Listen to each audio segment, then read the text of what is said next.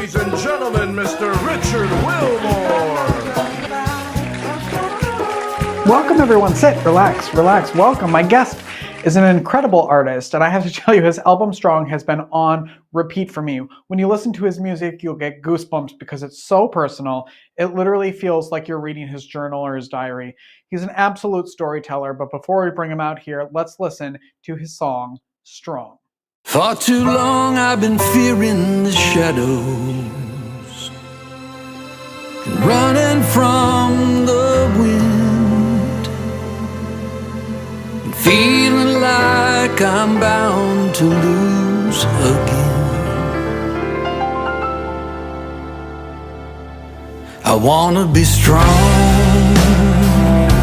I wanna feel invincible. For once in my life, I wanna feel like the battle is winnable. I wanna believe, and I wanna face it all head on. I wanna be strong.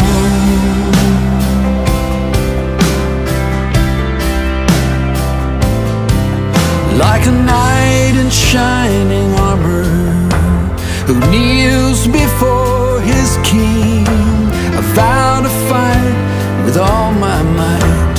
I lift my voice and sing.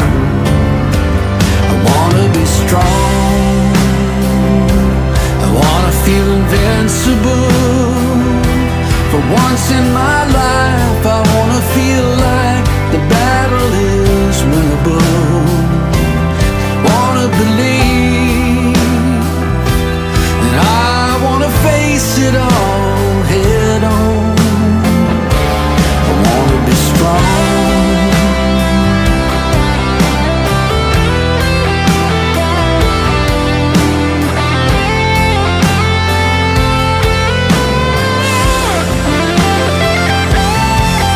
When tomorrow's sun is rising, I will still be standing.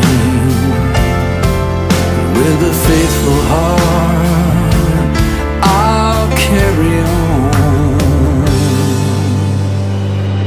I'm gonna be strong,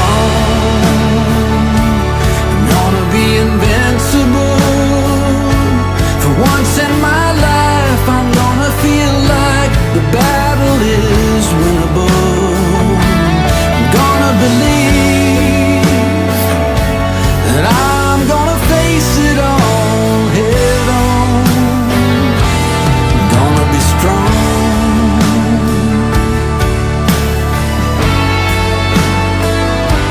I'm gonna be strong.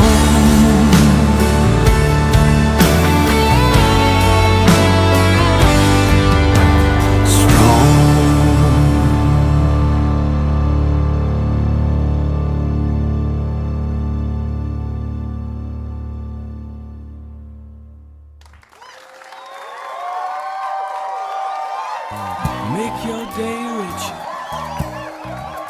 than it was before. Got some good times knocking upon your front door.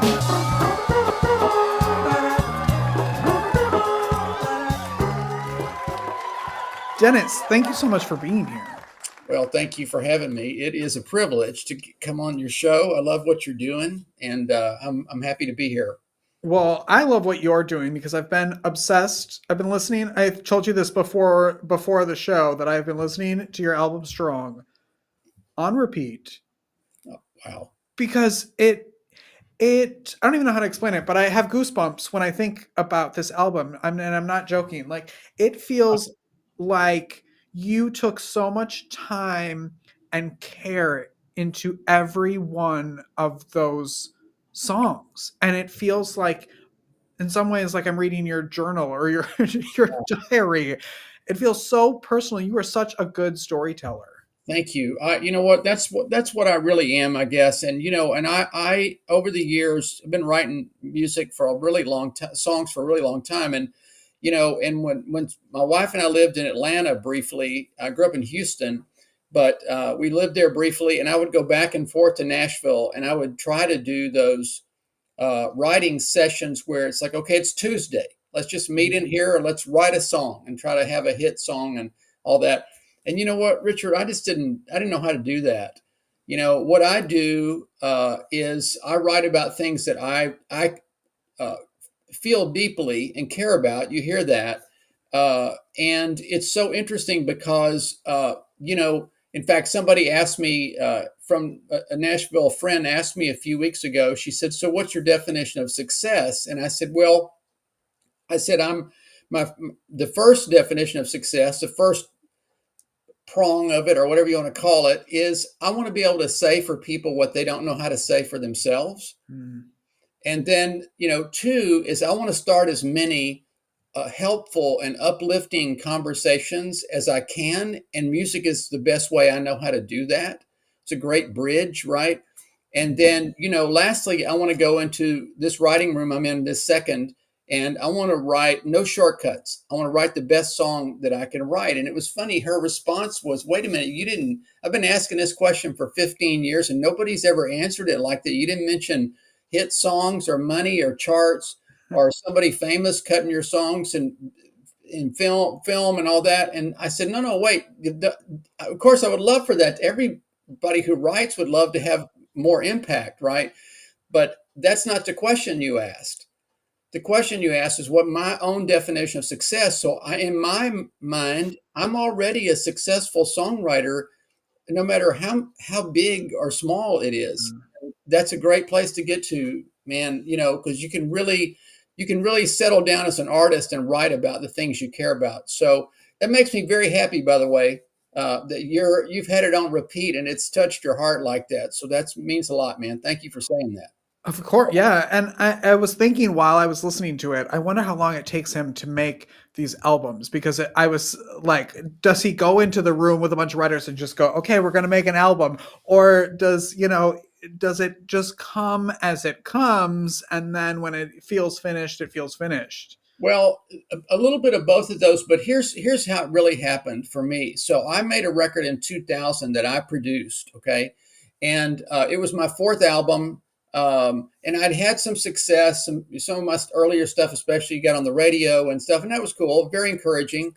But then I came home from that recording session, the last one, and I told my wife, I said, you know what, I'm going to continue to write as if I'm going to make a record pretty soon, but I'm not going to be at the helm anymore, because that's a very unique gift that people have to arrange and produce records. I don't know how to do that. And my friend and I did it. We did pretty good, I guess. But I felt like there was another gear, right? Well, I didn't know what I was talking about in terms of time. So 18 years later, Richard, I still had not gone back in the studio. Wow. But I had this big catalog of stuff, right? So I came home one day and I told my wife, I said, look, I'm in my mid 60s. And I said, you know what? I'm starting to feel some angst about this now, because I could die. And all of this stuff is in a drawer somewhere. Nobody's ever going to know about it. And so, what do I do? And she said, well, you have a little prayer list that you pray through every morning, takes you an hour, and you have everybody else on there. Why don't you put something on there for yourself? And so I did. That was a good idea. And 3 months later, after 18 years, Richard, 3 months later, we're driving through Nashville.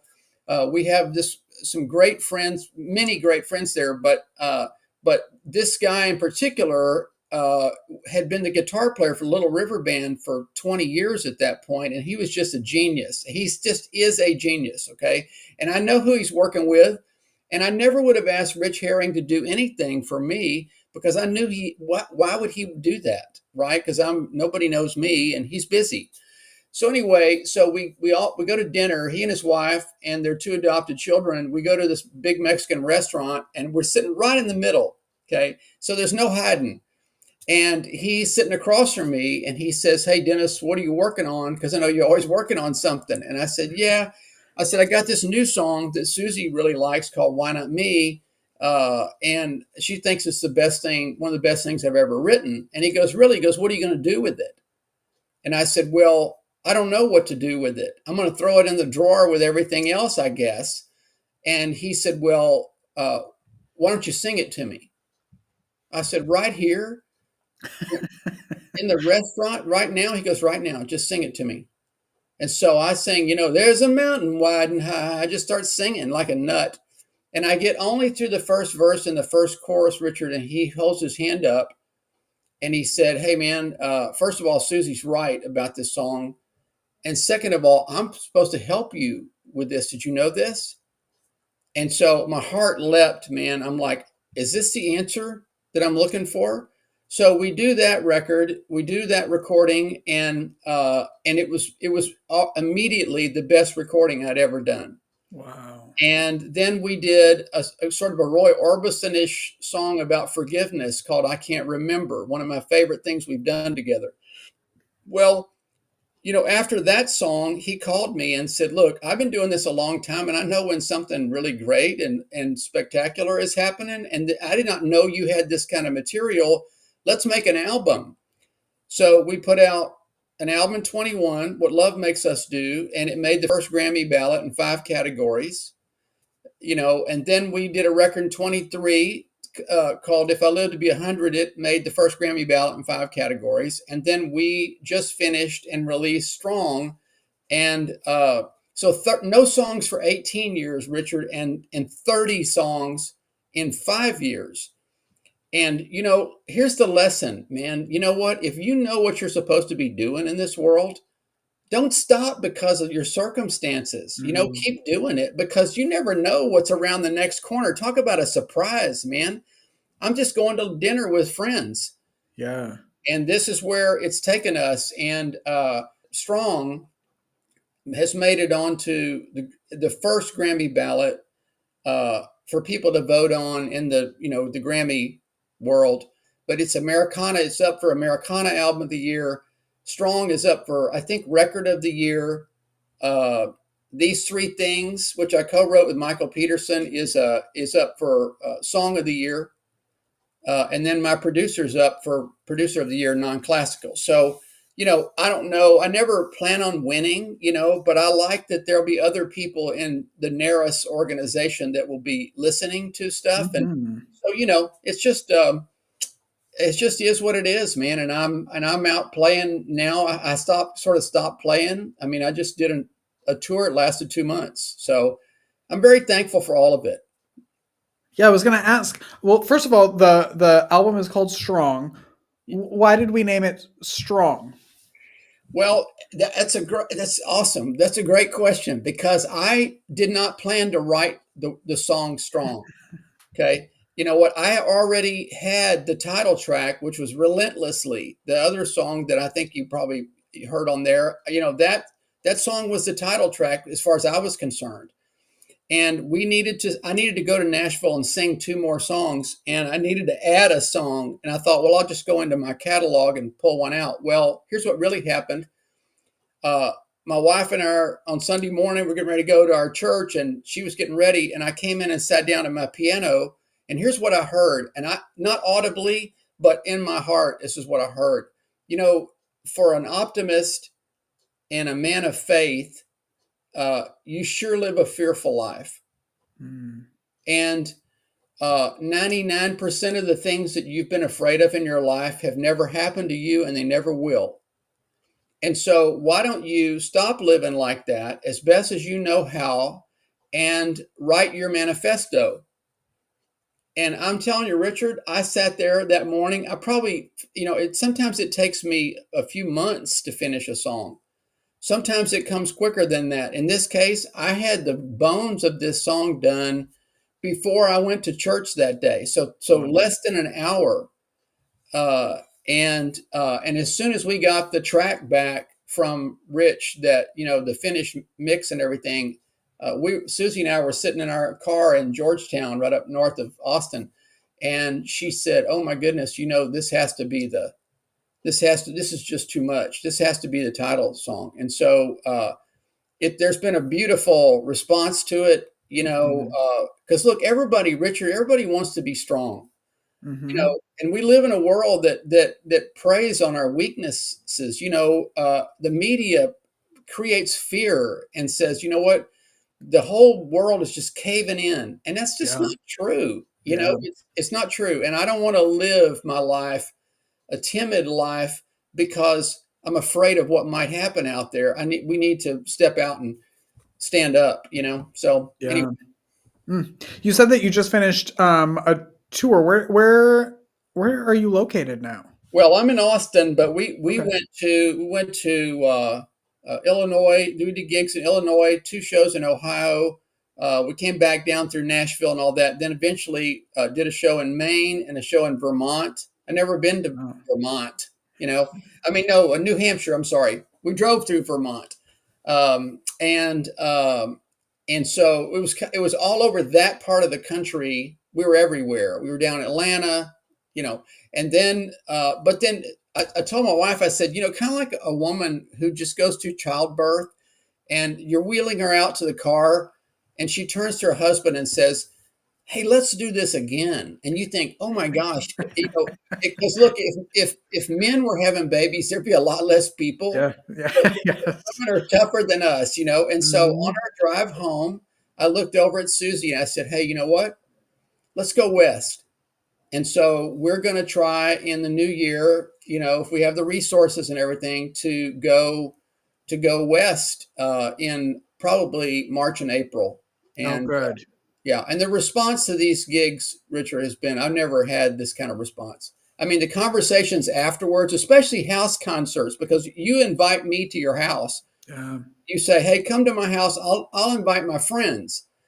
Well, unlike a club or a theater, people don't feel any compulsion to walk away at the end of the show. You know what they do? They come up and talk to you. Hmm. And that is exactly what I want. Yeah. Yeah. Yeah. I feel like house concerts. I've been to a couple. I actually, I'm in South Carolina now, but I moved from San Antonio. So Mm, and in there I had friends who would do house concerts, and now here I feel like that's becoming a thing, and it feels like because people want connection, and it's such yes, a intimate way to connect with people. it totally is. And Yeah. and also I had a meeting this week when I was in Nashville with my music publishing administrator, and he said, "You know what, Dennis? It's really a good time to be you." I said, "Well, I hope so." He said, "Because what's happening? There's a movement now that we are tracking of people moving now back away from already AI generated music and soulless, perfect recordings and stuff, and they're moving back to songs that and connection, like you said, that means something to them. I don't know if that's really true or not, but it sounds true. And so house concerts are the perfect place to do that. And I use a few tracks. I play by myself, so I use a few tracks from the record that I play along with, and all that. But to give people a little taste of the album, because they don't get that with just my acoustic guitar. You've heard it. Hmm. So that's what I hope happens, and it's a very so far that's exactly what's happening. Is there's a great connection with people. So. Yeah, I hope you come back to launch that house concert tour and to let everybody know that when you're starting and how people can connect with you for those concerts, because it's such your music is so good. Well, thank you. I appreciate that. And people can come to our we do a little monthly newsletter, and I'm a terrible, by the way, in my day job, I'm a book publicist. So what I do is I go out and you write a book, I beat a drum for you like crazy, and I make people care about you and your book, right? I'm terrible at doing it for me. And what we do is the answer to that is we have a website. We have denniswelchmusic.com, and you can go there and you can do a little couple of things, email address or whatever you want to give me, and then we do a monthly newsletter to let people know, hey, this is what we did this month, and it's just once a month. We don't wear you out with anything. And these house concerts, this is how we're announcing them to these people, at least. Hmm. And but a lot of, you think about it, Richard, a lot of the marketing for these events is coming from the host saying, Yeah. hey, I got a songwriter from Texas, he's been on the Grammy ballot, blah, whatever they say. And then, they invite their friends and they bring their coolers and chairs and we do a show. And look, I've played every kind of place, theaters and big clubs and, opening for Poco and all these major people. And you know what? This is my favorite thing I've ever done, just for the reasons you're talking about. Yeah. Oh, I love that. How would you describe the album Strong? It's very personal. There's some co-writes on there, like these three things. The reason I put that up for Song of the Year is it's one of my all-time favorite songs, and I wrote that with a guy named Michael Peterson, who was a huge star in the '90s, country star. He sold 1 million copies of his first record, and he and I reconnected a year or so ago. And and I know who he's writing with too. I just would never have asked. I mean, we were started Zooming once a week just to visit, right? And one day he said, "Hey, man, I got some lyrics I want to send over to you, and love to see what you think. What you think about them." And these three things came out of that. Mhm. And now we've written 4 songs. So these three things, and also "Love Will Never Fail You" is a co-write with him. And so it's in that way it's very personal, and it also is as far as my songwriting. I think I had a guy when I did my first record. It was I had somebody fund it, and I was like, we didn't have any money, you know, but I Mhm. had written maybe 10 or 15, 20 songs. And so the guy who was producing it's just a great guy. And this is one conversation, Richard. This is why one conversation, if you have people in your life who have your best interest at heart, you need to, in a multitude of counselors, there's safety. It really is Yeah. true. And so we're walking out to the car one night, and it was like less than a week before we were going in the studio to start cutting tracks. And we had Andre Crouch's touring band coming in. We had all these amazing players. And I saw that Kemper had, my producer, Kemper Crabb, he had a 3 LPs under his arm. And we're walking out to the car. He called me Denny. Almost nobody's ever called me Denny except my grandmother and my 102-year-old author, who I don't correct. Okay. And so he said, Denny, can I ask you a question before you go? He goes, are you doing your best work? And I said, Kemper, why are you asking me that today? We're going in the studio on Tuesday. And it kind of aggravated me, And he said, well, okay, look, I trust you. I'm going to send you home with these 3 records. I want you to listen to them start to finish. And then you call me. And if you think that you're doing your very best work, then you know what? We go in Tuesday. And if not, then you will hold. Well, you know what he sent me home with? He sent me home with the first 2 Dan Fogelberg records and a Leonard Cohen record. Are you kidding? Like, that was not fair at all. Okay. And so I called him the next day. I said, you know what, Kemper, I love you, man, but this was a dirty trick. Okay. I said, I got to I got more work to do. And so I send still, that was 1981 or something. So that was 45, 44 years ago. I still send him every single thing I do, Richard. And you know why? Because every time I sit down to do anything musically, I hear that little sentence. Mhm. Hey, Denny, are you doing your best work? Don't settle. Okay. Don't make things that rhyme. Tell the story the way it's supposed to be told. Yeah. And uh, and so I think I'm getting closer to that. And I feel like the response to this record has been because of that. You know what I mean? You got to do your due diligence. So Yeah. Oh, I love that. Yes, yes. I would put you in the category of all of those people that you just mentioned because I think you're great. What do you love most about your life right now? you know what? Everything. I really love everything. I mean, listen, I'm almost 70. I'll be 70 in January. And you know what? If you had told me, Richard, in my 30s, if you'd have said, "Hey, man, you know what? Your 60s are going to kill it. You're going to love your 60s. They'll be the most interesting season of your life." I would have thought you were crazy. What are you talking about? People in their 60s are old, But look, here's where we are really is, and look, one of the themes that keeps coming up in these interviews, not necessarily today because you're a young man, your hair's still dark. That's because I keep the camera far away. But you know what? Some people say, listen, you're almost 70, man. What are you doing? Everybody, most people are starting to, tap the brakes a little bit, and you're just getting started. And so, one of the things I love most about where I am is the influence on people especially men of a certain age, who either got pushed out of a job when they were at their peak because they were a certain age, and they're like, "What? You know what? So you're showing me you can still do it."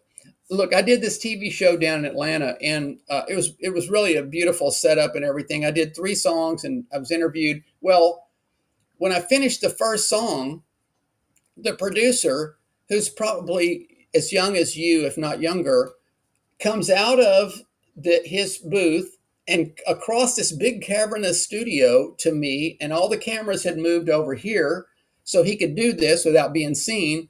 And he walks over to me and he looks at me, and I'm just sitting on my little stool there after I finished my song. And he said, "Dennis, I did not have any idea what you were doing.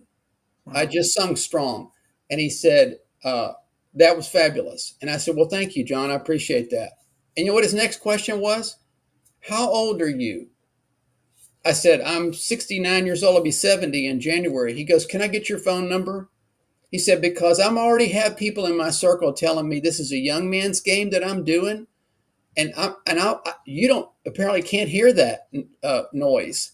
And I said, "No, I know it's out there. I've chosen not to listen to it. And it won't change the trajectory of my life one bit because it's a lie, basically."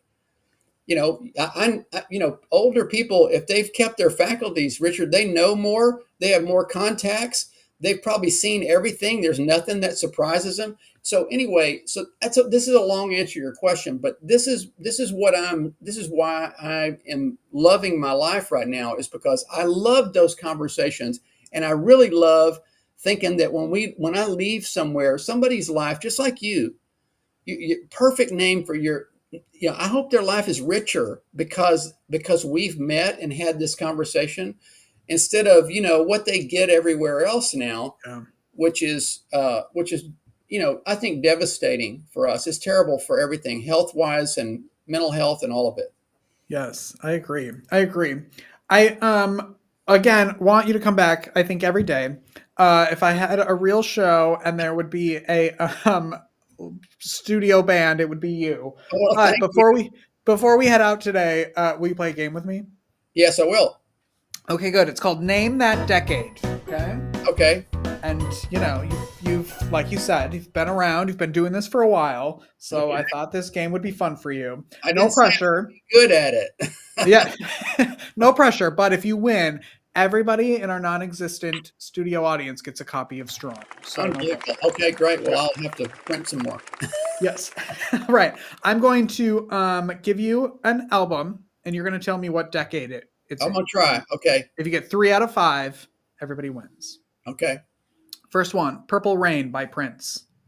I would say 80s. That is correct. Okay. That's 1 down, 2 to go. Respect by Aretha Franklin. Wow. That's probably in the 60s. Yes. Okay. That's correct. Yeah. Right. If you get this one, everybody wins. Smells Like Teen Spirit by Nirvana. 90s. There you go. Dennis, you got it. Yeah. 3 in a row, just like that. Everybody in the non-existent studio audience gets a copy of Strong, so thank you for that. Thank you for coming by. I appreciate it. Well, listen, I loved this conversation. Thank you. Great questions. I'm glad you're loving the record, and just keep on going. And you know what? I hope that you, Richard, we'll stay in touch with each other. Yes, come back anytime. I mean that. Okay, I will. I'll do that, and I hope it's a great day for you. And thanks again for having me on. It's a blessing. Yes, and if I don't talk to you, happy birthday in January. Okay, thank you, and I've got to get there first. Yes, you'll get there. You'll get there. The album is strong. Dennis Welch. We'll take a break and be right back after this. Don't go away.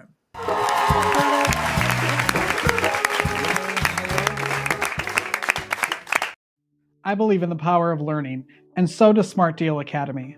This incredible nonprofit serving the greater Charlotte area is changing lives through personalized tutoring, homeschool teaching, and enrichment classes for students of all ages. From pre-K phonics to private music and Spanish lessons, Smart Deal creates a safe, joyful space where kids grow in confidence and curiosity. This work only happens because of generous donations from those who believe every student deserves a chance to thrive. Every dollar fuels one-on-one support, creative programming, and the kind of encouragement that sticks with a child for life. Be a part of that impact by visiting smartdeal.com and make a tax-deductible donation today. Let's build a brighter future together.